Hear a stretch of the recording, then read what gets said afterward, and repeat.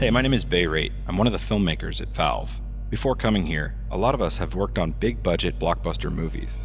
During those experiences, we realized that movies could be made much more efficiently and with more creative freedom. So we joined Valve, and for the last 7 years, we've been creating movies in a very different way. I'm going to talk to you today about a storytelling tool that we built inside Valve's Source engine. We condensed the entire pipeline of an animation studio down onto a single gaming PC. We're calling it the Source Filmmaker. To date, we've created over 50 animated shorts. You may recognize a few of them. These have actually served a dual purpose for us. The first is to be the marketing materials for our various games, and the second has actually been to be the technology test for the Source Filmmaker. For a while now, it's clear that gamers like to do more than just play games. We all like to watch movies, and we like to participate in the worlds that we spend so much time in. We built the Source Filmmaker so that we could efficiently share our creative efforts across all aspects of the entertainment experience. This means that we created all of our movies on location inside the video game world. While the movie is playing back, we can pause, reach into the frame, and change something. That's not a 2D video that you're looking at. You're looking at the 3D world of the video game. This allows us to combine the arts of cinematography, film editing, and animation so that we can make late project story changes. We can blade a shot, frame the camera, and change the meaning of a scene immediately. Did anyone happen to kill a red spy on their way here? No? Then we still have a problem. So let's take a deeper look at the character animation tools inside the SFM. You can capture motion, you can insert clip motion, or you can animate new motion from scratch. No matter how the motion was created, you can use powerful motion editors to modify any of it.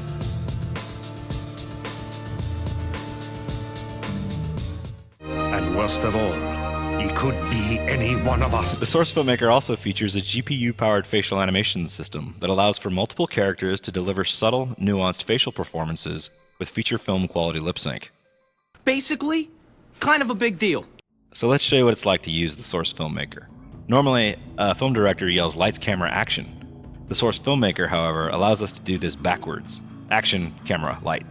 So here you can see a group of us is using the multiplayer game to mock in an idea that we had for Meet the Medic. The Source Filmmaker allows us to capture the game world, blade up shots, place cameras, add anything in the game world, pose characters, perform facial animation, reperform a new take, tune lights, and adjust sound, all without leaving the context of what it looks like for the final audience.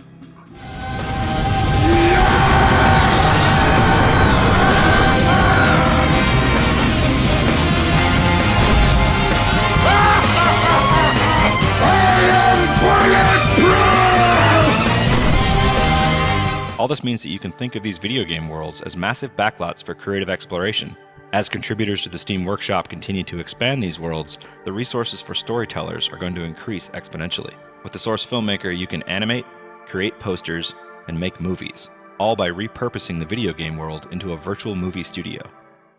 Today, we're pleased to announce that we're starting the beta of the Source Filmmaker so that you can start making your own animated movies. We're also going to be including the working session of Meet the Heavy so that you can reshoot, reanimate, and re-edit it to make it your own. You can learn more at sourcefilmmaker.com.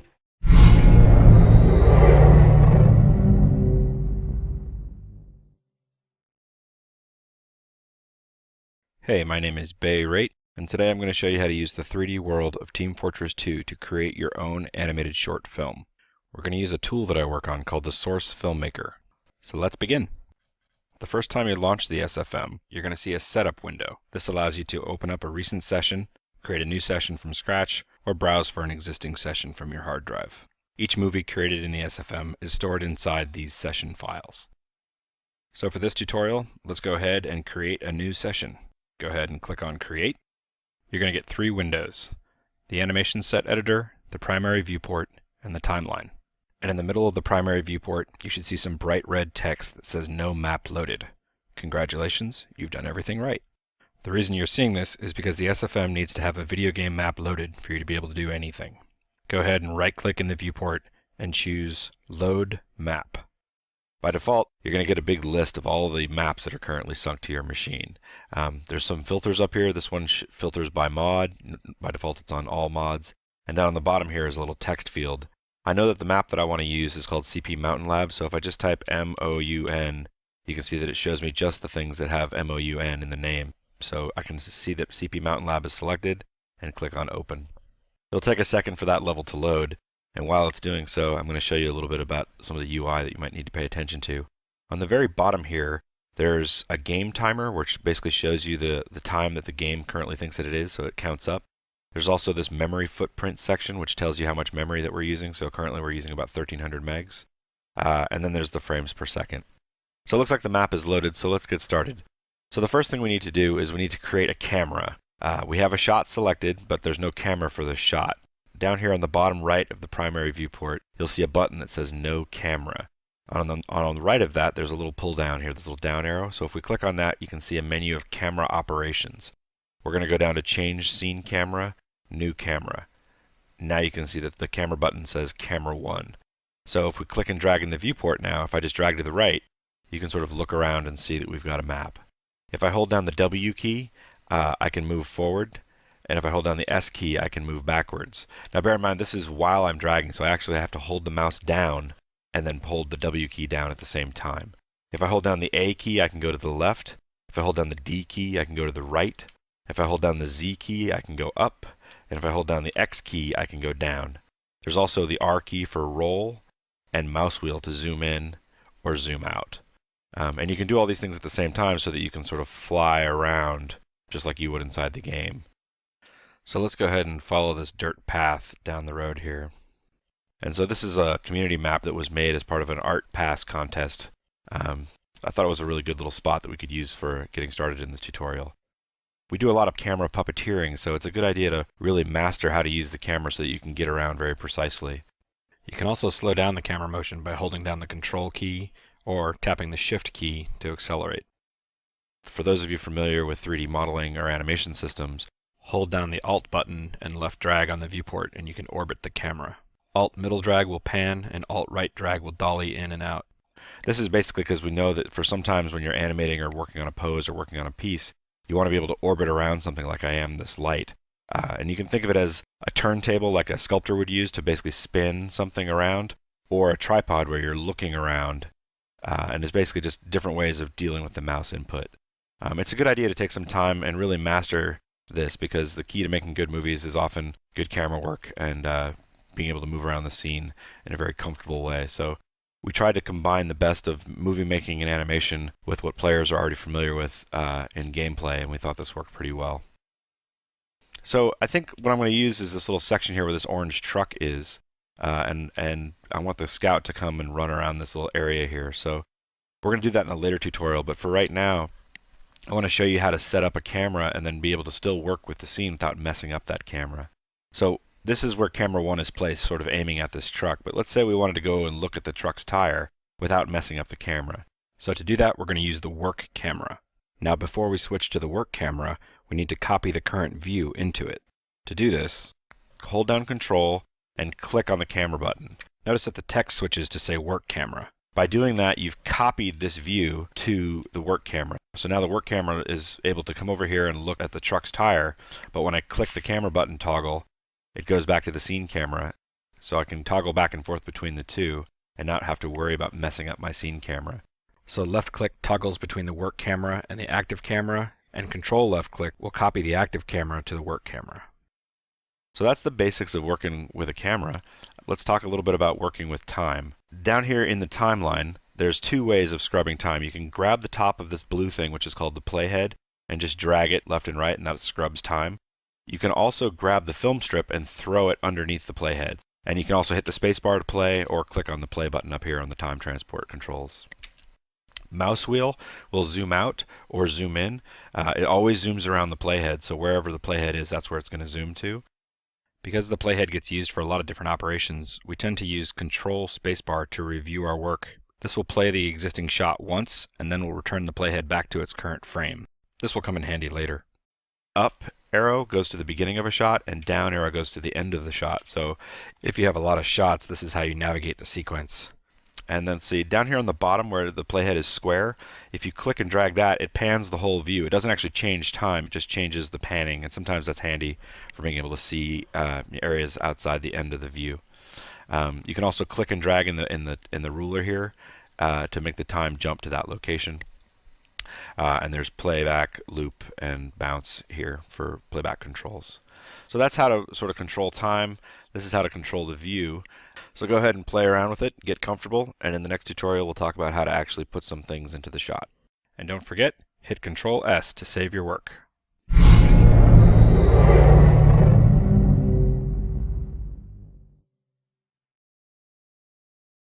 So now that we've learned how to work with the camera and work with time, let's talk a little bit about working back and forth between the movie world and the game world. So there's a hotkey, F11, which will switch you back and forth between game and movie world. So basically hit the F11 key to go into the game, and then when you're in the game, hit the F11 key to go back into the movie world. In the movie world, you can move the mouse around, you can select shots, you can throw time, you can scrub time, you can use the file menu. It works just like a normal tool. When you hit F11, however, the cursor is stuck to the middle of the screen and you can shoot at it with left click and do all the things that you normally do inside of TF. So since we're using our players as actors, we have to go and get into places before we can actually start recording. So I'm going to go ahead and run the scout all the way across the map. And I thought that this little area here by the truck would be a good little spot for us to work with. And I thought that maybe we could record the scout running down this little dirt path. So go ahead and hit F11. You'll notice that the scout has disappeared. Even though in the game world we were clearly standing right there, he's gone. That's because for something to show up inside of a shot, it has to be recorded. Just like a video camera has to capture somebody to put it onto tape. And so to do that, we're going to go ahead and click the record button and go ahead and click on record. You'll hear 3 beeps. And at the end of the 4th beep, you can go ahead and start running. That means that the tape is rolling. And so let's go ahead and run up to here and then hit escape when you're done. So you can see here that we're inside the tool mode, and when you hit the space bar, you'll see everything that we just did got recorded into the shot. When we get to the far end over here, we're going to go ahead and stop time with the space bar again and go down here and click on your shot and hit the O key to set the out point for that shot. Notice that the sequence has this long strip of black here. You can go and click and drag it, or you can hit Alt-O, which will set the sequence to be the same as the current playhead. Go ahead and zoom in a little bit so you can sort of frame it there. Hit the up arrow to go to the beginning of the shot and hit F11. Now note that we're all the way on the other side of the map because that's where we were at the end of the last take, so we need to go back and get in places. When we get back to the starting point, you'll see the other scout from our previous take is standing there waiting for us. We can't actually interact with him, kill him, or shoot him because he's actually not there in the game world. He's only a movie puppet. He's being driven by animation channels controlled by the timeline instead of being controlled by game logic. To see an example of this, hit F11 and go ahead and hit play, and quickly hit F11 again. You can see that the scout is actually running away, and we're still able to just ignore him, and he's going to go and do what the movie clock tells him to do. So let's go ahead and chase him around. Hit F11, click on the record button here, click record, and listen for the beeps. And there we go. So I'm basically recording myself twice. Get to the end of the shot, and you'll hear some beeps again. This is telling you that the shot is ending, and it's going to return you to the movie mode. This is because it only records the duration of the selected shot when you hit record. If you make a mistake, just right-click on the shot and go to Cleanup, Manage Takes. You'll see that there's the 2 takes that we just recorded. Select the second one and click on Delete. I'm going to go ahead and undo that since I want to keep that take. So hit Control-Z and the take will come back. So go ahead and hit play, and you can see here's our little sequence. So this scene might be a little bit more exciting if we recorded a soldier shooting some rockets. So let's run over here where the scouts were when they ran past this corner. And if we hit 5 on the number pad, it'll switch back and forth to the first person view. Hit period and select the red team and select the soldier. You'll see that the scout died. And when the soldier respawns, he's probably going to respawn inside the red spawn room. So we're going to go ahead and need to get him into places. So instead of running all the way across the map, I'm going to show you a trick where we're going to go ahead and teleport him using the scene camera. So go ahead and hit F11, right-click in the primary viewport, and go down to Game, Teleport Player to Camera. You can see the player has teleported right here behind the scout, so we're already in position and everything's ready to roll. So go ahead and get into places, hit F11, click the record button, listen for the beeps. Start shooting some rockets. And there we go. By the way, when you teleport yourself, you can sometimes get accidentally stuck inside walls or the floor. Just go ahead and tap the N key for no clip, and then you can fly through walls, and then hit N when you're in midair, and you'll drop back down onto the world. So you'll notice that the active camera got set to be unnamed camera 3, which is the soldier camera. So I'm going to go ahead and bring down the menu and change scene camera to be unnamed camera 2, which is the scout. Go ahead and hit play. Looks like we've got a pretty exciting action shot. So let's go ahead and cut it up into a sequence. And don't forget, hit Control S to save your work.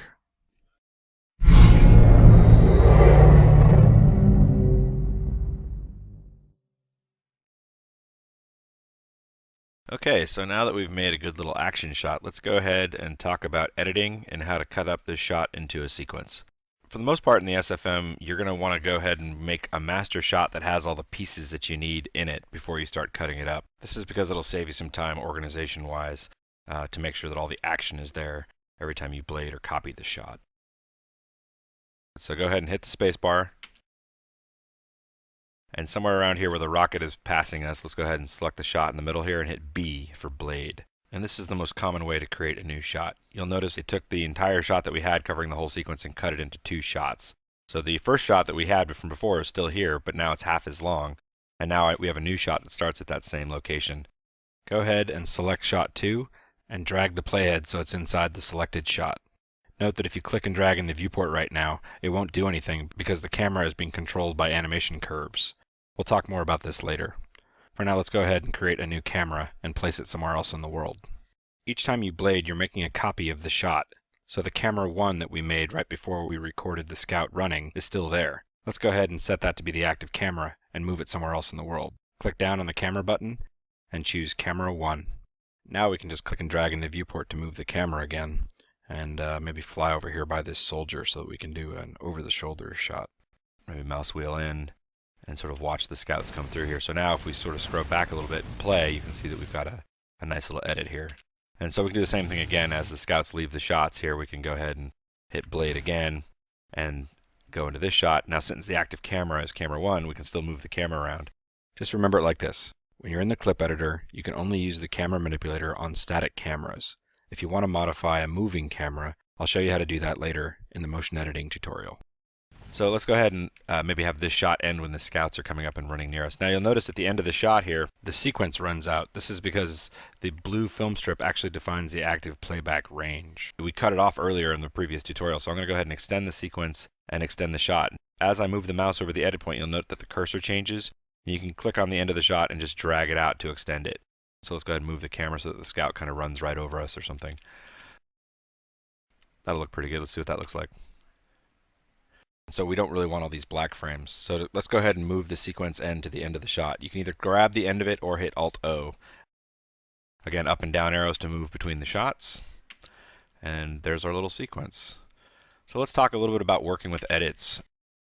If you notice as I move my mouse over the shot, you can see that the cursor changes from editing the end point of this shot to editing a rolling edit between the 2 shots to editing the end point of the following shot.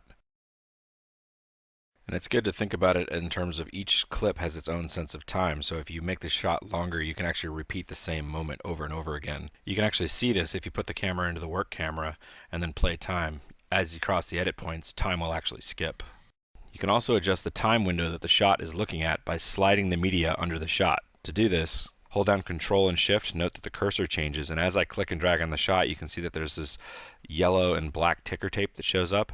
And as I slide it, you can see that I'm adjusting when the actions happen. So if I were to go through and go to the beginning of the shot here, you can see that there's this rocket. And if I want this shot to start right when the rocket is first fired, I can drag to the right. And now when I hit play, you'll see if I go back, if we watch that edit, you'll see that a rocket gets fired right as we cut. If you just left drag on the shot, you can drag the shot to the beginning to reorder it or drag it to the end to reorder it. You can Control C and Control V to copy and paste a couple shots. You can select those new shots and delete them. If you'd like to move the shot earlier in time and have it maintain its duration, you can hold down Alt and Shift and slide it earlier, which will adjust the edit points on the preceding shot and the shot following. It's also useful when you're sketching in a sequence to expand or contract time, basically make slow motion or high speed shots. So let's go ahead and blade a new shot and do that. Let's move the camera in this shot so we can tell where it begins and ends. Just hold down Control, Alt, and Shift and drag on one of the edit points. Notice that the yellow and black media turns to green and black, and the text on the bottom of the shot actually changes to show you that this time scale is no longer 1.0. 1.0 is normal speed. If you need to reset a shot, you can right-click on it and get a context menu for that shot. Go up to Edit Clip, and you can set the clip's name, the color, the overlay text, and one of the items is Set Time Scale. Just set it to 1.0 and tell it whether you'd like it to scale around the start, the middle, or the end of the shot, because it needs to change the length of the shot, and hit OK. As soon as you do, you'll see that the time scale goes back to 1 and it's a normal speed shot. If I wanted to delete this shot right now, when I hit delete, notice that it automatically moves the shot afterwards towards the left. Basically, it stops me from being able to create a gap. And now all the gap frames are at the end of the sequence. That's because the SFM is automatically collapsing time towards the start of the sequence. We added this because we were constantly getting black frames between the shots, and we just decided that auto collapse was better. So at this point, I recommend going ahead and recutting your shot up into a couple different kinds of sequences so you can get used to working with the camera and the edits at the same time to really embellish the moment or sort of bring out what you like about your scene. And when you're ready to move on, we'll talk about working with sound and track groups. And don't forget, hit Control S to save your work.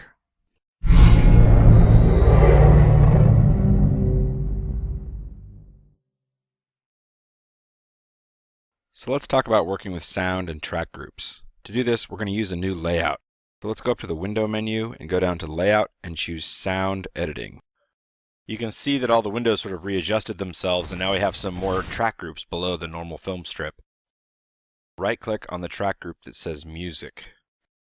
Choose Add Clip to Track, and this brings up a sound file browser that allows you to choose sounds. So there are a lot of audio files to sort through. So just like the map load dialog, we'll use the filter here to type in a string that will help us search for the sounds that we're looking for.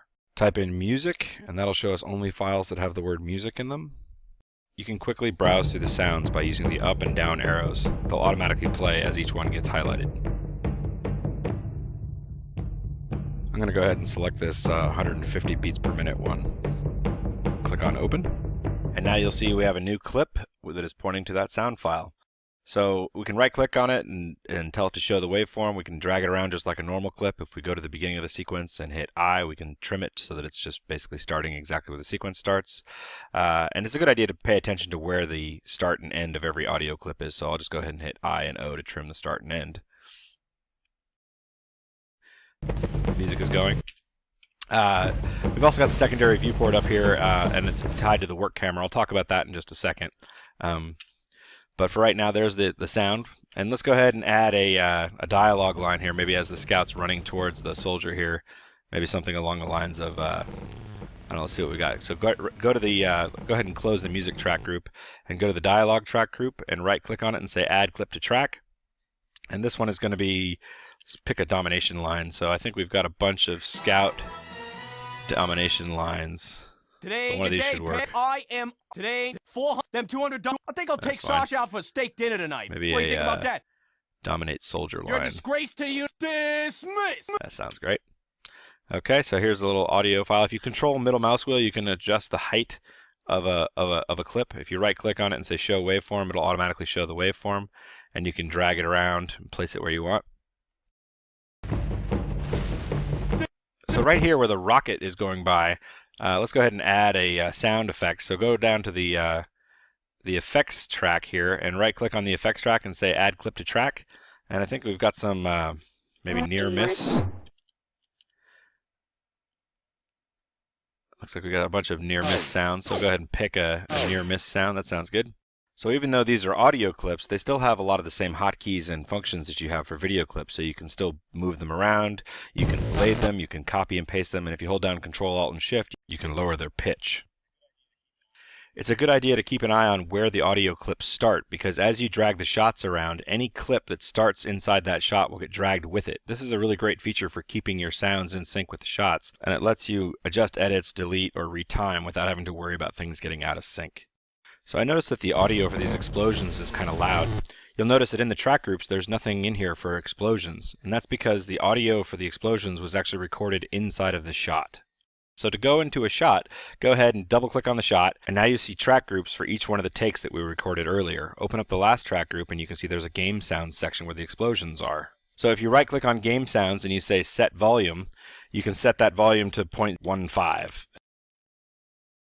To return to the sequence level, hit the up button, and if we play the movie, the rockets will be a little bit quieter. Dismiss! So this is looking pretty good. Let's go ahead and add a fade in and a fade out to some of the shots for a finishing touch. Just right click on the clip and say edit clip, set fade time. So in this case a 1 second fade time should be fine.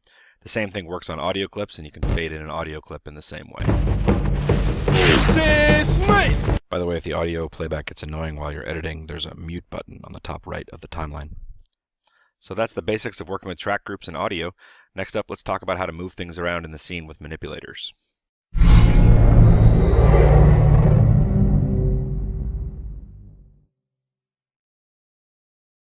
So now that we've created a shot by capturing gameplay, let's talk about how to create a shot from scratch. To do this, we're going to import an asset from the game library and place it anywhere in the world using a 3D manipulator.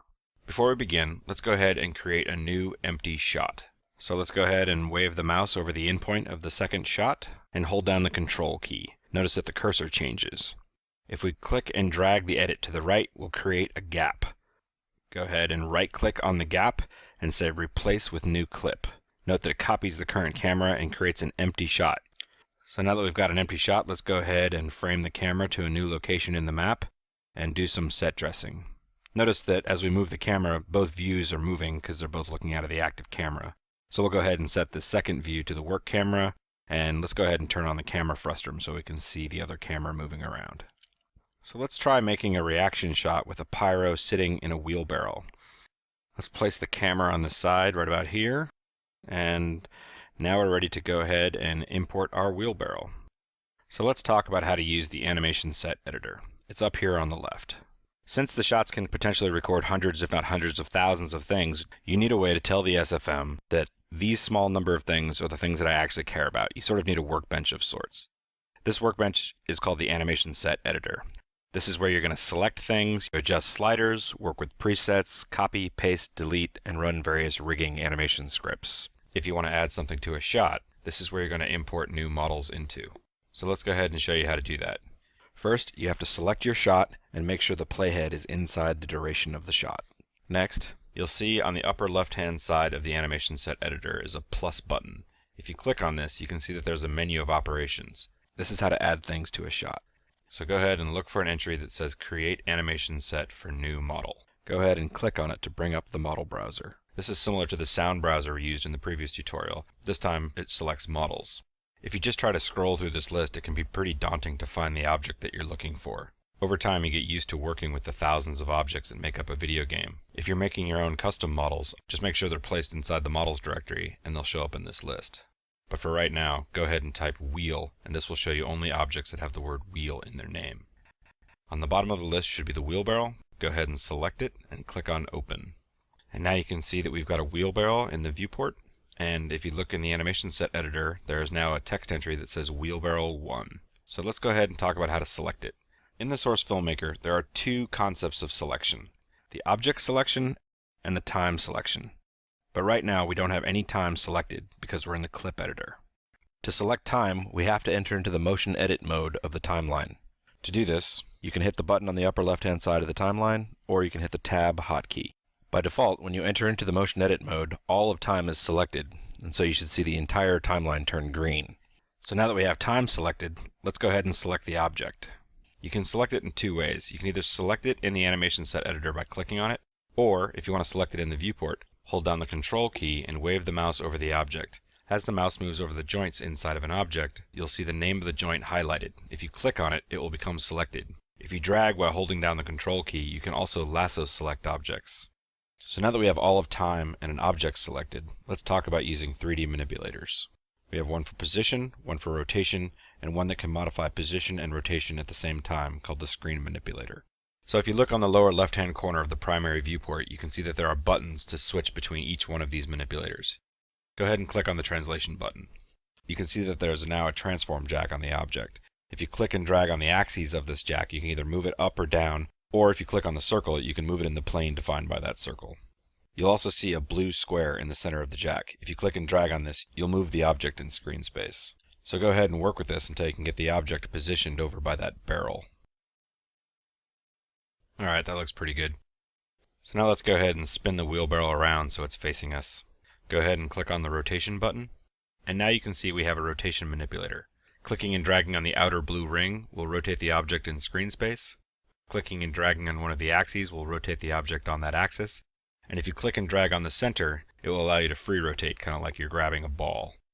So go ahead and click on the screen manipulator button now. Using this manipulator is a fast way to move between translating and rotating without having to switch tools. You'll note that there is a yellow square on the inside of the 3D manipulator. This is the translation square. If you click and drag on that, the object will move relative to screen. If you click and drag on the outer orange ring, the object will rotate relative to screen. And if you click and drag in the circular area between the two, the object will free rotate, as if you were clicking and dragging on a ball. On the left-hand side is the pivot handle. You can use this to drag the manipulator off of the object to get more precise rotations and translations.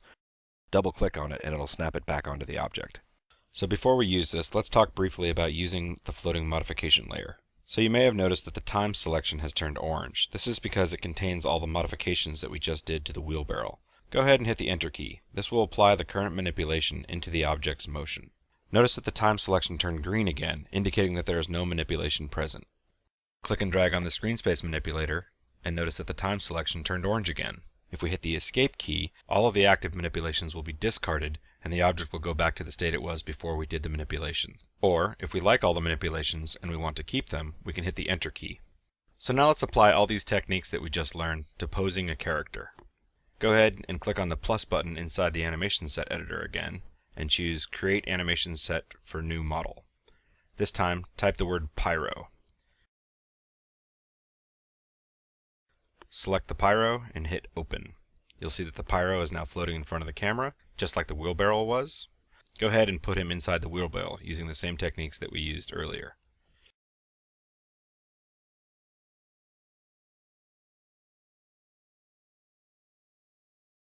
If you want to select a joint and rotate it, hold down the Control key and click on that joint.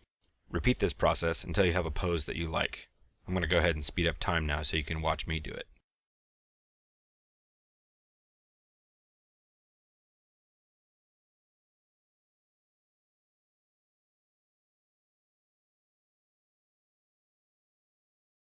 So hopefully this gives you an idea about how we build up shots from scratch. So since we added time to our shot, let's go ahead and extend the sequence and review our work. Dismiss! Next up, we'll talk about creating animation using time selection.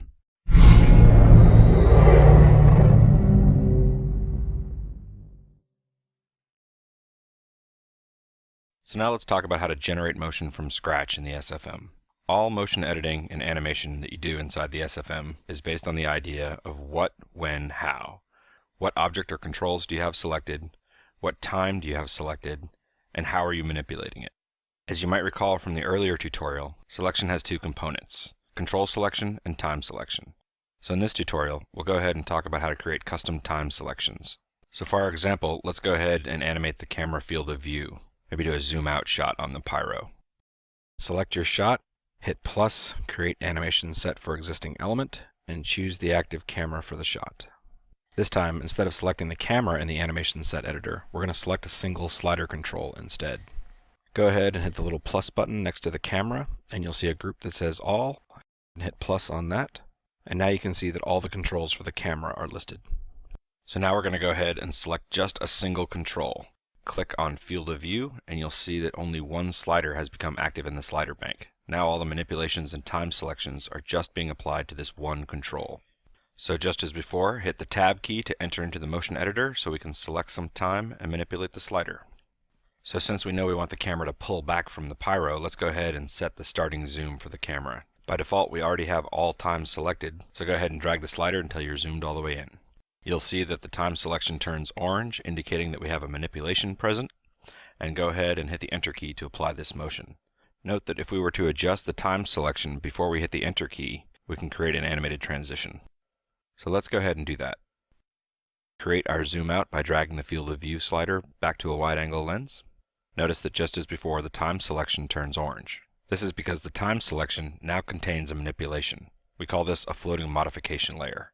This is what makes it possible for us to adjust time after we've done a manipulation. It does this by keeping the modification layer floating over the existing motion until we're ready to bake it.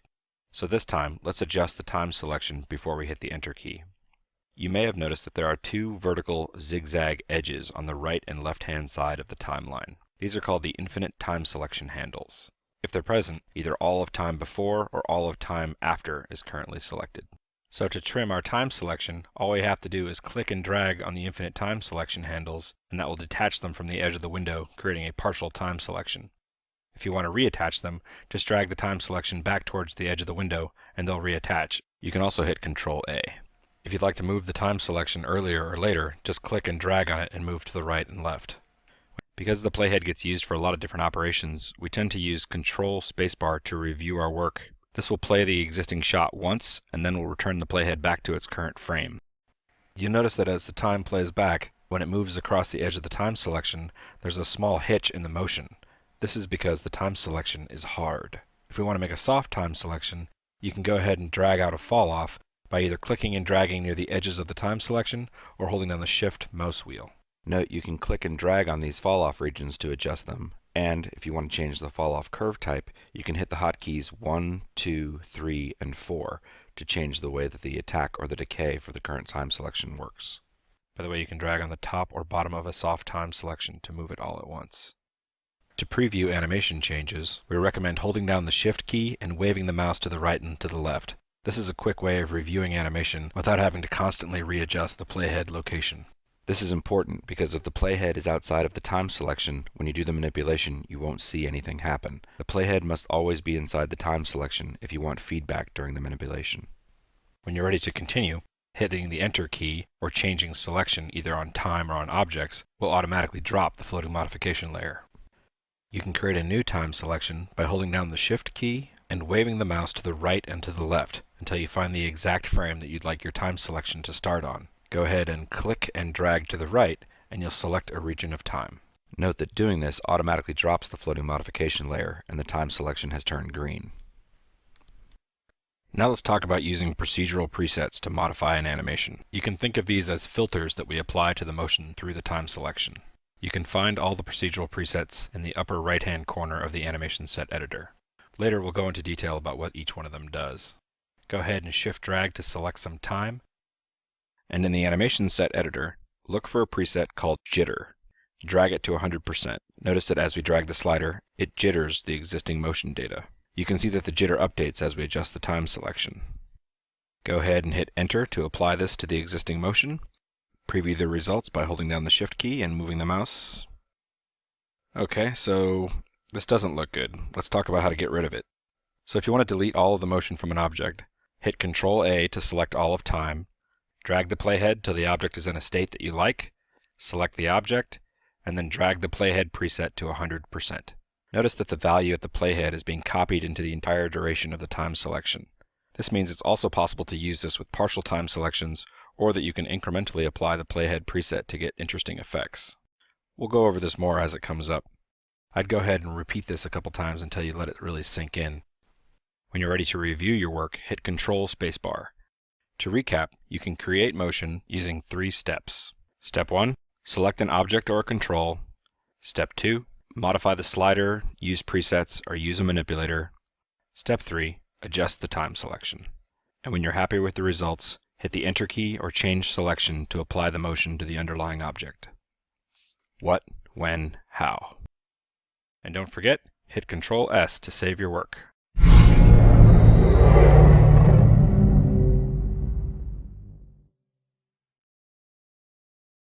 So now that we've talked about working with clips and time selections in the timeline, let's talk about working with curves. To do this, we're going to use a mode of the timeline called the graph editor. This is the editor that allows us to have precise curve-by-curve control over any parameter in the animation set, whether it's the X translation on the path of the camera or the Y translation on a joint on a character. To enter into the graph editor, click the graph editor icon on the top left of the timeline.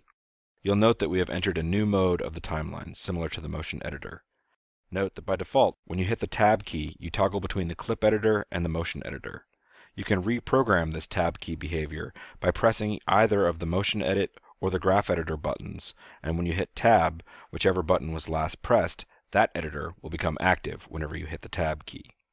Experiment with this a bit until it makes sense. We find that we use both in practice, so get comfortable jumping back and forth between the two edit modes. Now let's keyframe some curves to create some camera motion. Before we start, let's go ahead and select our shot and make sure that the camera frustum and the work camera are being shown. If there's no animation set for the active camera, go ahead and create one. Go ahead and hit Tab to enter into the graph editor, and let's begin. First, select the animation set for the camera.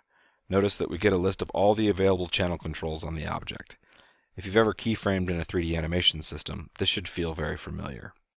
There's one fundamental difference, however. Even though it looks like a curve editor, we're actually still working with dense sample data. This is how we can work back and forth between working with time selections and working with curves. It makes working with captured data very easy. We'll talk more about this later. So let's create some curve motion. In the graph editor, select position X under the camera's transform. Drag the playhead to the start of the shot. Hit the M key to create a bookmark. Note that this creates a keyframe on the X translation channel for the camera. Drag the playhead to the end of the shot, and instead of hitting the M key, just click on one of the manipulators and move the camera. Notice that as soon as we clicked on the manipulator handle, a new keyframe was created. This is similar to auto key in a normal keyframer. Now let's frame the curve by hitting the F hotkey.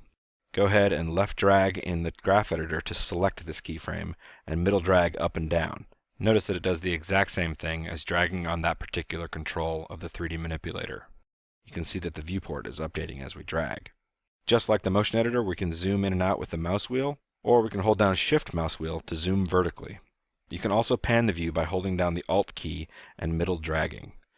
If you would like to step between the keyframes, go ahead and use the square brackets on the keyboard. This will jump time to the previous and next bookmark.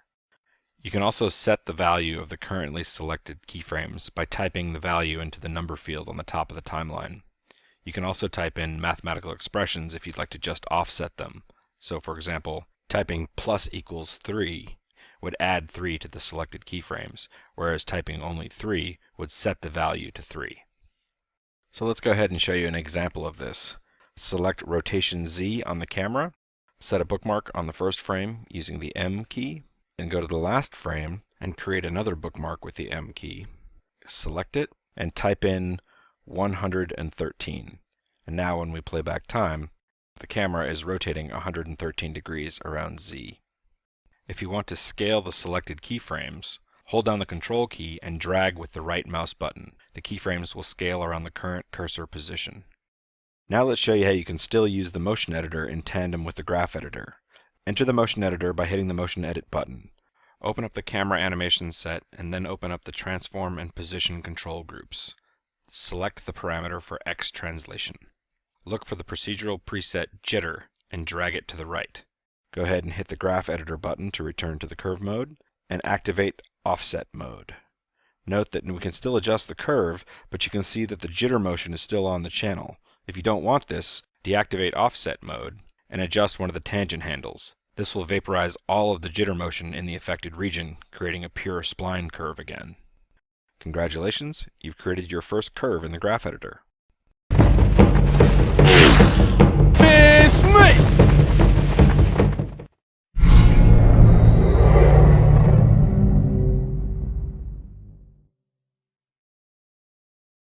Now let's go over importing, puppeteering, and modifying captured motion.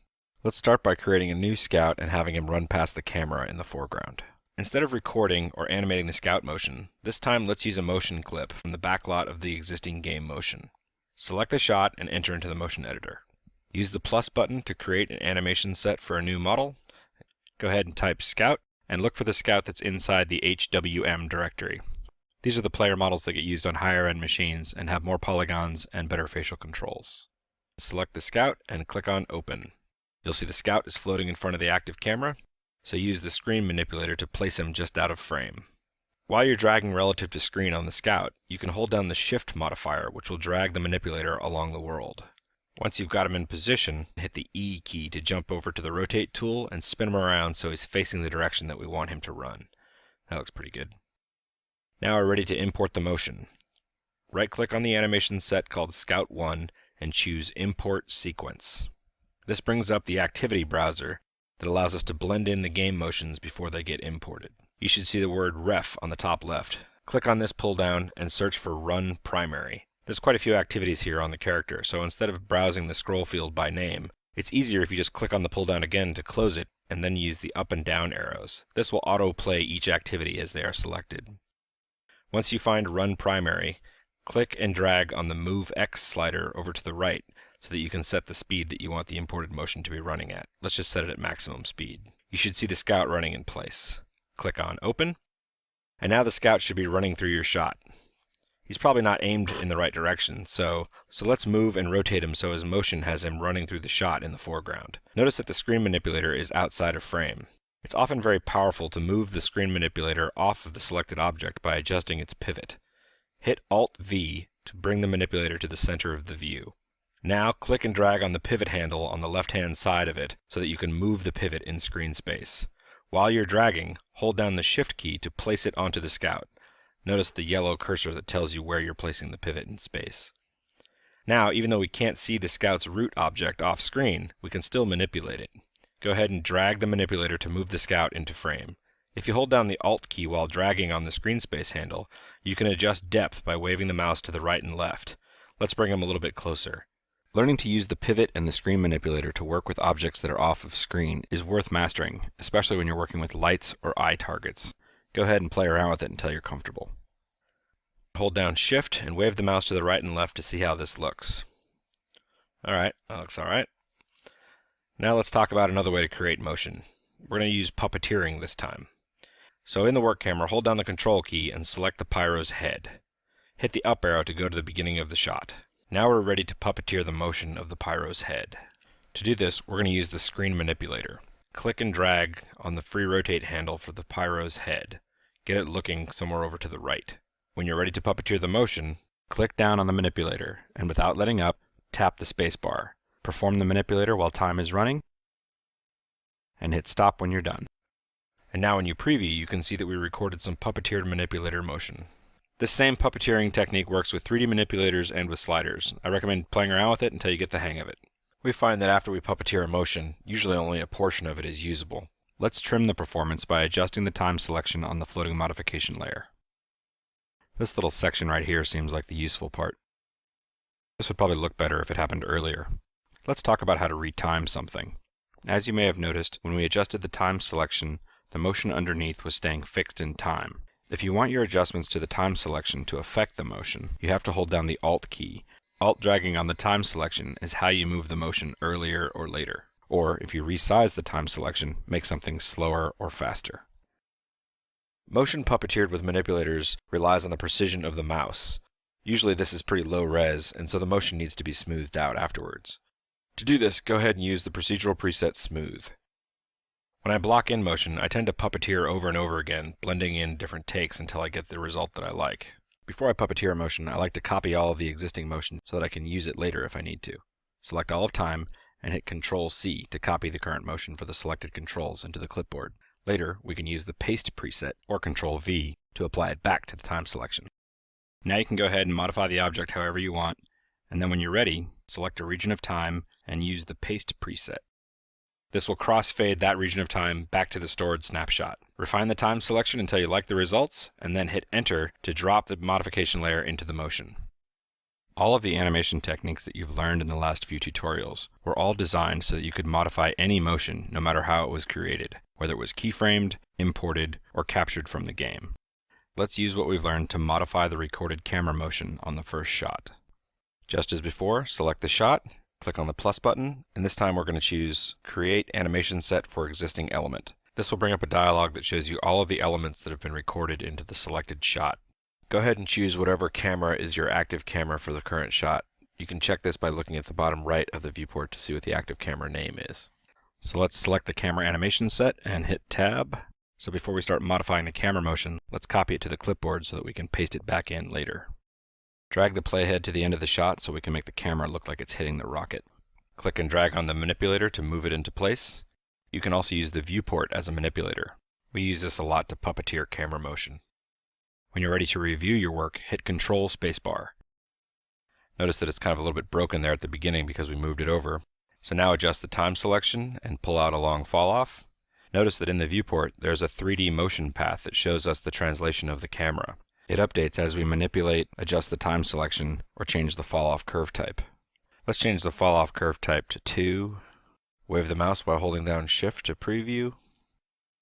So go ahead and experiment with this until you get a camera move that you like. I'll go ahead and speed up time so you can see how I do it. Don't forget you can blend in the paste preset to reveal back to the earlier state if you need to.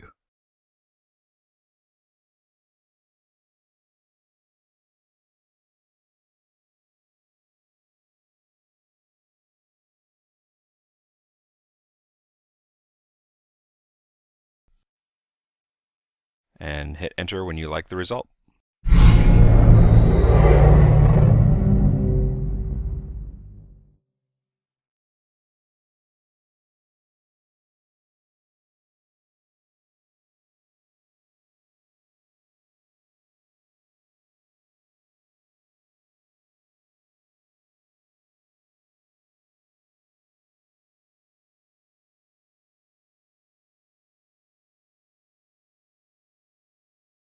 Now let's talk about how to use locks. A lock is the most common way to put a hat on a character, a gun in a hand, or lock a camera to a character's face.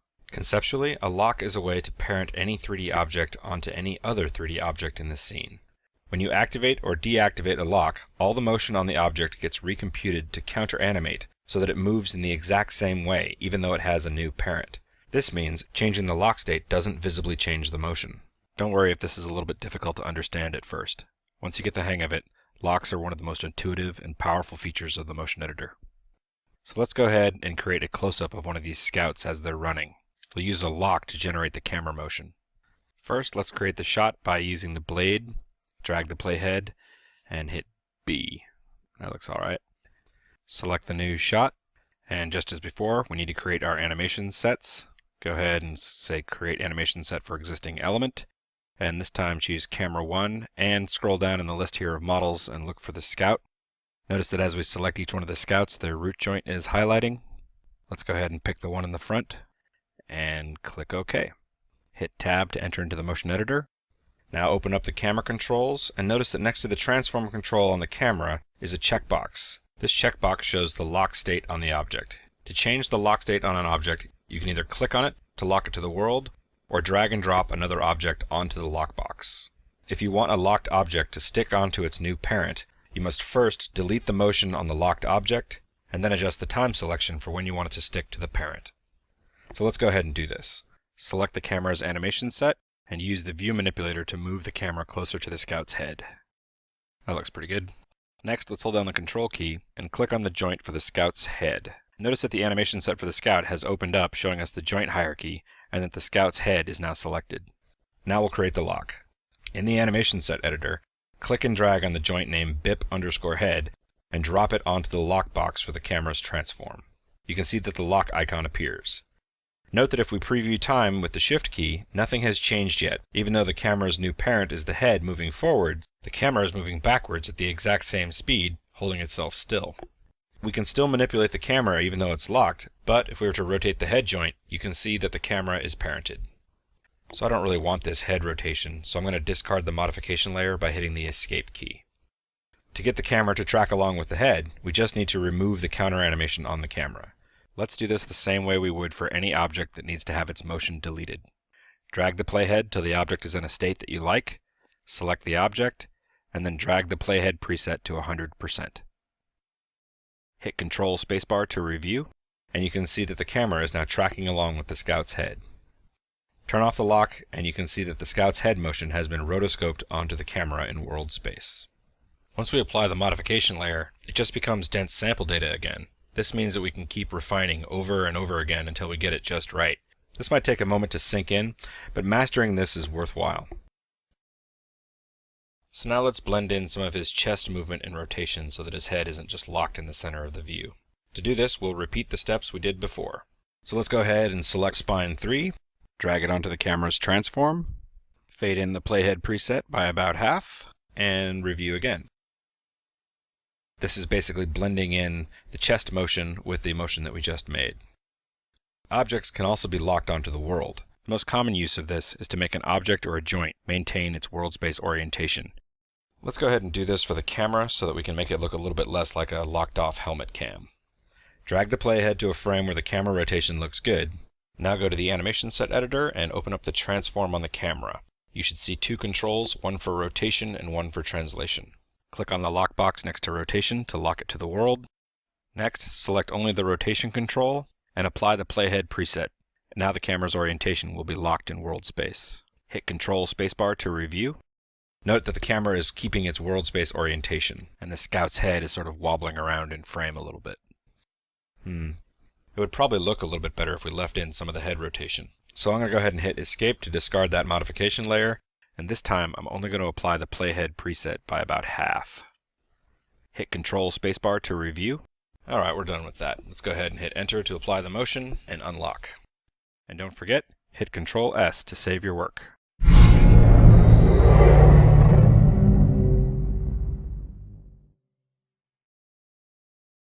Now that we have a close-up shot of the scout's face, let's make him talk. First, let's adjust the sound clip so that he starts talking just before the shot. Open up the dialogue track group and drag the sound clip that we added earlier. Hit Control Spacebar to review. Okay, let's go ahead and add some lip sync. First, right-click on the scout's dialogue clip and choose Show Waveform. This will make the waveform for that clip be drawn regardless of whether it's selected or not. Only waveforms that are set to draw are used during automatic lip sync. I think we might have turned on the waveform for the music, so let's go ahead and turn that off. Right-click on it and say Hide Waveform. Okay, now just the scout's line is showing its waveform. Since we already have the scout's animation set, we just need to open it up and look for a control group called Face. Right-click and choose Extract Phonemes. Click on Extract, hit Control Spacebar to review, and the scout should be talking. Alright, so let's change the line. Select the audio file and tap the V hotkey to mute it. Right-click on it to hide the waveform, and now I'll show you how to record a scratch dialogue line.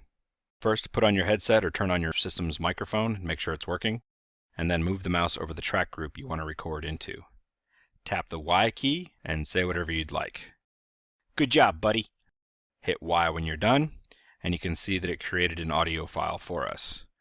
Drag the position of the sound clip so it happens during the shot, and then right-click to show the waveform of our new scratch track, and then right-click on the face and say Extract Phonemes. And now you'll see the scout is talking along with our new scratch track. Good job, buddy. Now let's refine the automatic lip sync and make it look a little bit better. In the animation set editor, open up the face group and select the lower face and tongue control groups. Hit Tab to return to the motion editor, and now you can see we have some rough motion data for all the scout's mouth sliders. Right-click on the timeline and choose Show Waveform. Now you can see that the sounds that we use to generate the lip sync data are in the background of the motion editor. So first I'm going to go ahead and use the procedural preset Smooth to make the motion just a little bit smoother. Drag it to the right, and you can see that the motion curves are smoothing out a little. So now when we play, you can see that the motion is just a little bit sort of muddier. We've probably softened out some of the plosives. Let's select some time around where the E shape is happening at the end. You can hear the audio scrubbing as we shift drag to time select. If this gets annoying and you don't need it, you can hit the mute button up here on the top right of the timeline. Above the presets, you can see that a few more tabs have been added. This is because we're using a face, so we have some presets that are associated with the faces. The ones for phonemes were the ones that were actually used to generate the automatic lip sync. So that means we can go down and drag the P_EY preset to the right to apply it to the time selection, which will recreate the E shape for his mouth. Maybe we should add in a little bit more of the smile target. Maybe his lip is a little too high. Let's lower his lip up V a little bit. Keep refining until you like it. That's alright. Okay, now let's talk about how to pose the eyes. Inside of the Scout's animation set for face, you'll see a group called Eyes. Click on it. Now, it's selected, but it's somewhere outside of the view, and I don't really want to go fishing for it. So what I'm going to do is aim the work camera at it by tapping the V hotkey. Make sure the viewport has focus, otherwise the hotkey won't work. Okay, it looks like the scout's view target is under the ground. Hit Ctrl A to select all of time. So let's reset the view target's recorded motion by applying the preset named Default to the time selection. Since the view target is a child of the root transform, you can see that it's now moving along underneath the scout's feet. Let's rotate it up into position using the screen manipulator. Just as before, let's set up the pivot of the manipulator first. In the primary viewport, hit Alt-V to bring the manipulator pivot to the center of the screen. Now click and drag on the pivot handle, and while dragging, hold down the Shift key to slide the pivot along the world. Place it right between his eyes. Now we can use the free rotate handle to rotate his eyes around in his head, even though the view target is outside of the frame. Click and drag near the bottom of the rotate handle, and drag the mouse upward until you see the eyes come into view. Drag until they're looking at a location that you like. Alright, that looks pretty good. Let's go ahead and hit Enter to apply this motion. Let's adjust his head a little so we can see his eyes a bit more. Hold down Control and select BIP_head. Now rotate his head up a little bit. Okay. You can also use the left, right, up, down sliders on the eye controls, but these are all happening relative to the view target. So usually what happens is people ignore the view target, it's looking down at his feet, and as soon as they start rotating the head, the eyes just start freaking out. So it's good to think of the sliders as just an offset on top of what the view target is doing. Now let's pose his face. In the animation set editor, click on the control group Upper Face. Let's grab his mid-face too. Go ahead and shift-click on it to add it to the selected controls. Note that the slider bank is now filled with muscle control sliders for his upper face. So now let's pose with the slider manipulator. Look for a slider called Frown and drag it up to about halfway. Let's do the same thing for Cheek V and Nose V as well. Alright. All of the TF characters in the source Filmmaker are using a combinatorial facial animation system. This means that when you drag multiple sliders at the same time, they all work in concert together. Behind the scenes, there are hundreds of corrective shapes, all making sure that bad slider combinations don't wreck the face. This means that it takes a while for you to learn how to play these faces, but we have some of the poses that we like stored as presets. You can use these presets to quickly adjust multiple sliders at the same time while you're getting the hang of it. Click on the preset group called Emotion, and look for a preset called Happy Small Upper, and drag it over to the right. Notice that as we drag, the scout's face is changing, and we are adjusting multiple sliders at once inside the slider bank. Note that as soon as you let go of the preset slider, it resets. That's because it's not actually an animatable control. It's like a master fader system that allows you to quickly modify lots of controls without having to select them one by one. But we'll talk more about how to create custom presets later. This is a bit like learning to play a piano, and it can take some skill to get it right. But once you learn to play these controls, you can really make these characters act. Go ahead and experiment. And don't forget to save your work. Good job, buddy.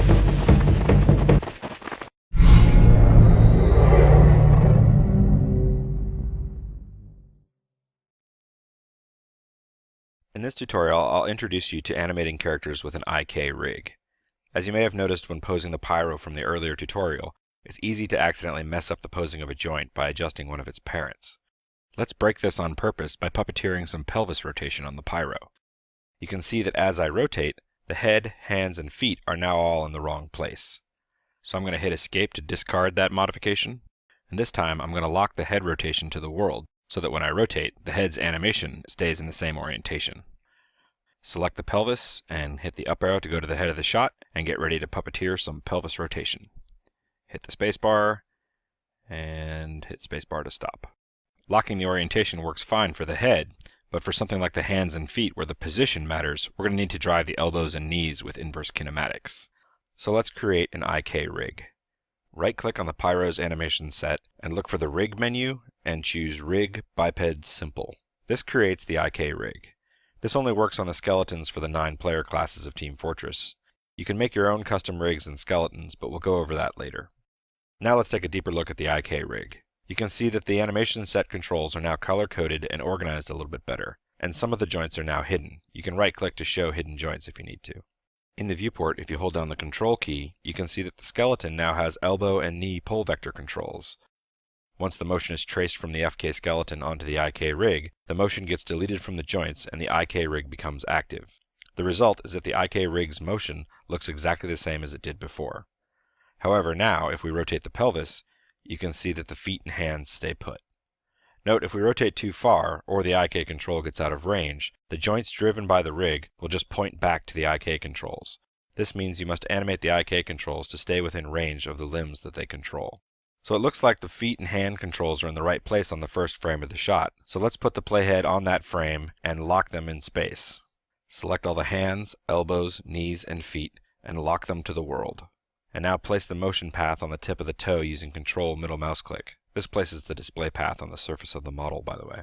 Now delete the counter animation from the locked joints by applying the playhead preset. Notice that the motion path is updating. Go ahead and review. And now you can see that when the pelvis is rotating, the feet are staying on the ground and the hands are staying on the wheelbarrow.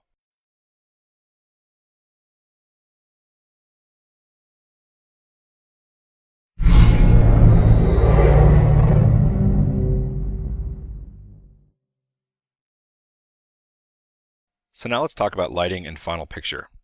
Let's start by creating some custom lighting for a shot. By default, the SFM is using the same lighting as the game, which uses a combination of spotlights and environment cubes to fake radiosity. However, since we know where the camera is, we can sweeten up the lighting a bit by adding additional spotlights. You can add as many lights as you want into each shot, but we only allow 8 of them to cast shadows. So let's add a new light to this pyro shot. Select the shot and enter the motion editor by hitting Tab. Go to the plus button and choose Create Animation Set for New Light. Now we have a new light that is looking down the active camera. Let's move it into a new location. Select it, just as before, hit Alt-V to bring the manipulator to the center of the screen, drag the pivot handle, and hold down the Shift key to slide the manipulator along the world. Let's place the manipulator for our light on the wheelbarrow. Next, click and drag upward on the bottom of the free rotate handle. Notice that the light is now shining down on our scene. You can also place the lights using a view manipulator. Drag the animation set for a light into the secondary viewport. The viewport is now set up to act as a manipulator for the light. Notice that the active camera toggle button now says Light 1 instead of the work camera or the active camera. Click and drag in the viewport and you can see that the light is moving around in the scene. If we rotate the manipulator, you can see that the viewport is also updating. The field of view on the camera will adjust the field of view on the light. If we mouse wheel while manipulating the camera, you can see that the horizontal FOV slider is updating, which means that we can also drag the slider and you can see that the FOV is updating in the view. In the primary viewport, let's place the pivot on the ground by dragging the pivot handle and holding down the Shift key. Next, switch to the Rotate tool. It looks like that's the local rotation axis of the light, so let's switch the Rotate manipulator to be in world space by holding down the Shift key and clicking on the Rotate tool again. Note that the rotation axes are now aligned to the world. Click and drag on the blue Rotate handle and spin the light around in the scene. Maybe rotate it down in screen space so it looks like it's a rocket explosion happening on the left side of the screen. It's looking a little bit bright, so let's drag the intensity slider down a bit. Now let's drag the green and blue sliders down to give it kind of an orange tint. Alright, that looks alright. Let's make the light volumetric. Right-click on the light's animation set and choose Enable Volumetrics. Now look for the volumetric intensity slider and drag it up. Alright. Let's tweak the light a little bit more. Maybe drag the far Z attenuation a little bit down so that the light doesn't actually reach that back wall. Okay, now we're ready to animate the intensity of the light. Let's go ahead and drag the intensity slider to 0 and then we'll turn back on with a partial time selection. So let's select the region of time where we want the explosion to happen. Hold down Shift to preview and then drag out a region of time to be our fade in fall off. Without letting go of the Shift key, drag out a second region of time and this will automatically create a fade out fall off. That looks alright. Let's drag the intensity slider up and preview. Let's jitter the light intensity a little. Open up the light's animation set and select just the intensity slider. Now drag the jitter preset. Okay, let's show you another way to create a light. We found that we were constantly making a key, a rim, a fill, and a bounce light, so we wrote a little rigging script that makes a light kit using the selected transform and the active camera. So go ahead and hit Tab and let's scrub over to the Scout's close-up shot. Select the shot and hit Tab. Hit Ctrl-A to select all of time. Before we create the light kit, it's a good idea to turn down the exposure on the camera a little bit. Select the camera and drag the slider called Tone Map Scale down a little. This will darken the scene. Next, Control-select the Scout's head in the viewport. And in the Animation Set Editor, right-click on the selected joint and look for the DAG Utilities menu. These are Python scripts that we wrote for doing handy operations. You should see one that says Create Lights. Notice that this creates 4 lights and the light kit control group. Select the light kit and rotate it relative to screen until you get something that you like. You can also go and refine each of the lights from here if you need to. That looks alright. Bear in mind that we created this light at the location of the playhead, so if we preview, you can see that the scout is just running right through the lighting. So let's lock the light kit to his head. Open up the light kit and drag BIP head onto its transform, and then apply the playhead preset. Review. Okay, that looks alright. I have to sneeze. Next, let's add some film grain. Hit Tab to return to the clip editor, and right-click on the Overlay Effect track group.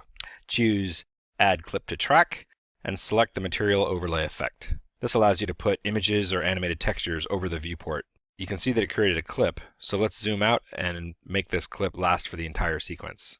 If you want to make a graphic for a title card, you can make a short overlay clip, but usually you want the grain to happen over the entire movie.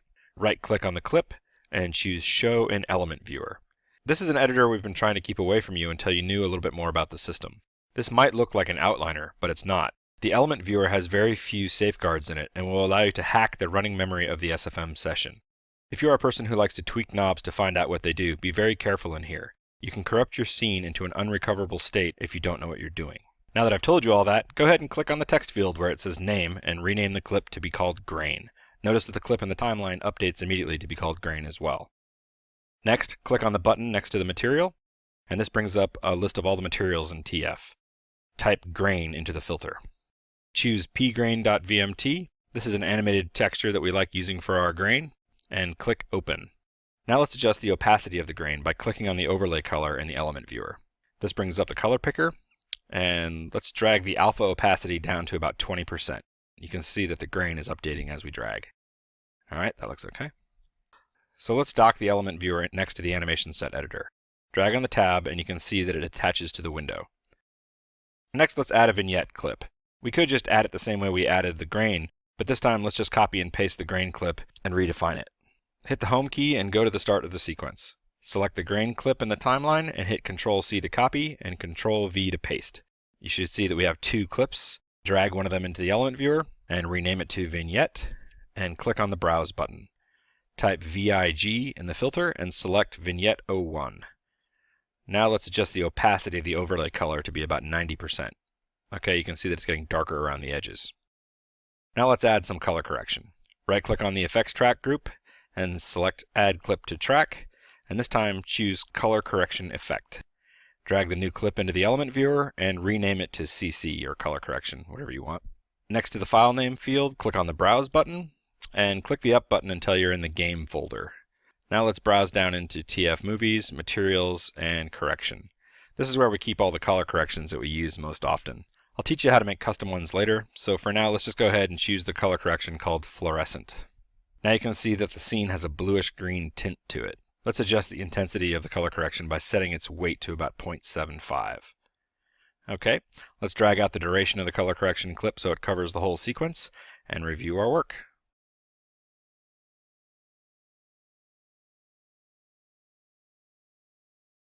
Okay, that looks alright. Let's go ahead and save our scene and export our movie. Dismissed!